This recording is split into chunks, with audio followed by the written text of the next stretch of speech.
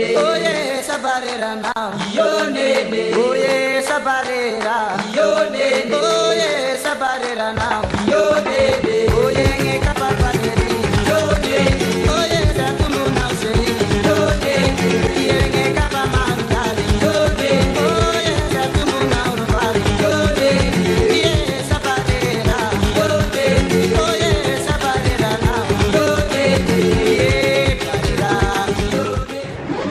secteur de service général américaine européenne par rapport au programme proposé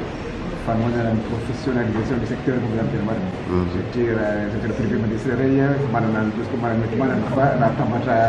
groupement de une des structures de développement manapédi des années de la c'est avec le gouvernement on a fait une marche de gouvernement formaliser les entreprises c'est les honnêtes sarene ko ko fashion fumba daruta fumba totara legal dans le conseil de le groupe c'est le signal que tout porte pas être en région nous sommes dans les internationaux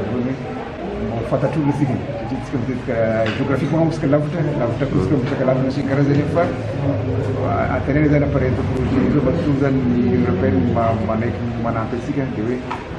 il y a beaucoup de secteurs privés qui font une histoire artisanale, la tourisme, la pêche, l'agriculture. C'est une cause de serait relative de l'achat. Ok, tu as des projets d'affaires entrepreneuriales dans la région à nous. Les jours, Patini, Procom. Et dans le cas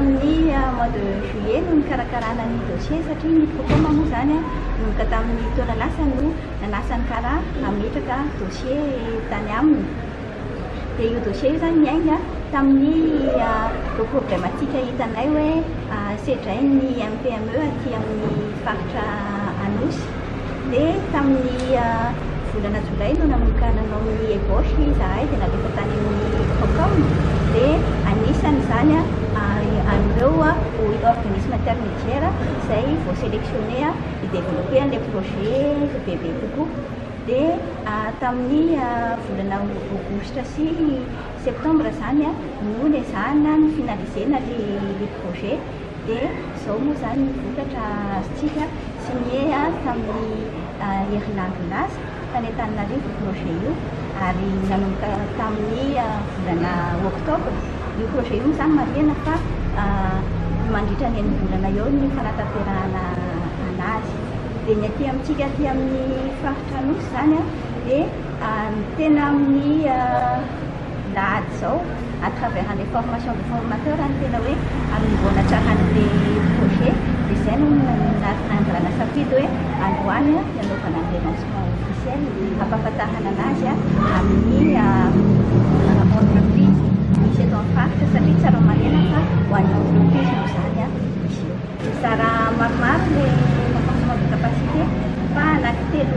ngeza be angamba ny sokajiko azy misy formation en culture entrepreneuriale sy formation managériale dia misy formation amina recherche na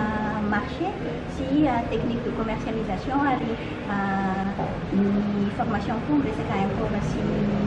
export dia misy formation amina resaka éducation financière sy io formation io nefa zany tsy mandeha irery satria olana azo fiofananareo dia hoampiana ihany koa amin'ny présenté ny produit amina intermédiaire na catalogue ary na site web ihany koa dia misy amin'izy ireo hoentina ho any Maurice amin'ny volana décembre andeha hitady nanambarotra any sy hijery ihany koa hoe inona ny opportunité de marché misy any Maurice. Les formations zany tsy voatery membre ny kara dia mahazo participe fa rehefa te handraka raha ty amin'ny faritra dia mahazo participe kanefany prioritaire membre ny kara. Les formations aloha tsy gratuit fa misy participation na 20 000 ariary par formation fa tokony hoe zany reo formation izay ataontsika reo ny olona izay vidiny any amin'ny toeran-kafa fa ny ezahana zany hoe natao amin'ny vidiny mirary izy aty amintsika ary ihany koa ny mandrarama tsy gratuit dia izay mitsety hoe kolotsaina ampidirina ampandrara atsika eto toerana. Hiatsara zany ny tontolo ny fandraharahana ato amin'ny faritra Anosy amin'ny fisitrantsika zao tosika manokana avy amin'ny vondrona Europeana sy ny karaha zao nyty tetikasa fanohanana amin'ny resaka fampiroboroboana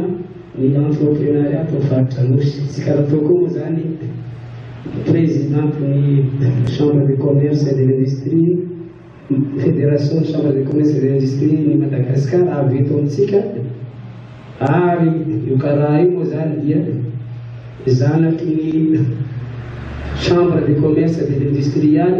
branche opérationnelle dia tsy hitako ny antony tsy ampandroso ampiroborobo ny tetikasy tia ka dia misy manantena zay fa dia firoborobo tokoa ny sehatry ny entreprenariat eto amintsika zany amin'izao fisitrahana tozoka zao ka dia sur ce je déclare le lancement officiel de ce projet d'appui au développement de l'entrepreneuriat dans la région Anosy. Mesdames, Mesdemoiselles, Messieurs, merci de votre aimable attention.